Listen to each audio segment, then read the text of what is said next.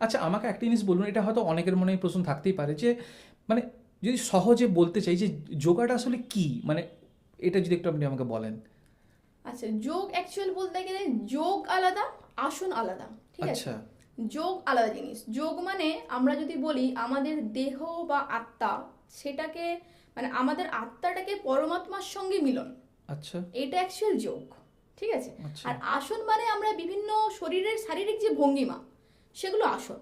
এবার দুটো আলাদা, দুটোকে মিলিয়ে দিলে যোগাসন। অতএব যোগাসন করা মানে আমাদেরকে, একটা কথা আছে মানে প্রবাদ, যে স্থিরম সুখম আসনম। এবার তো স্থিরে সুখে অবস্থান করাকে আসন বলে, এই আচ্ছা। একটা ব্যাপার।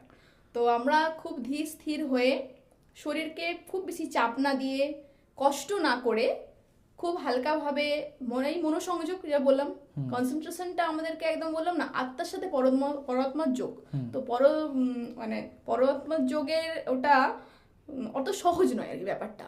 হ্যাঁ, ওটা খুবই কঠিন। ওর ঠিক, জন্য এটা সাধনা, হ্যাঁ, একটা আলাদা একদম রকমের। সাধনা, ধ্যান, ওটা খুব হুম। দরকার হয়। হুম। তো তারই মধ্যে ওগুলো তো আমাদের হয়ে ওঠে না, আগেকার দিনে মুনি ঋষিরা ওগুলো হুম। করেছেন। হুম। তো আমাদের তো যোগ মানে আমাদের ভারতবর্ষ থেকে এটা উৎপন্ন, কারণ আমাদের ভারতবর্ষ অল ওয়ার্ল্ড এই যোগটাকে ছড়িয়েছেন।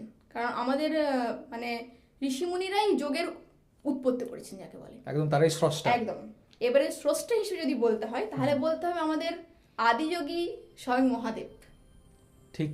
একদম, ওটাই হচ্ছে সব থেকে মেন। উনি যোগের একদম মানে আদি যোগী, যোগ অফ ফাদার, একদম যাকে বলা হয়। আচ্ছা, সেটা মানে হচ্ছে এই জন্য কি আদি যোগী কথাটা ওই একদম দিক থেকে এসেছে? একদম আচ্ছা আচ্ছা। ওই দিক থেকে এসেছে।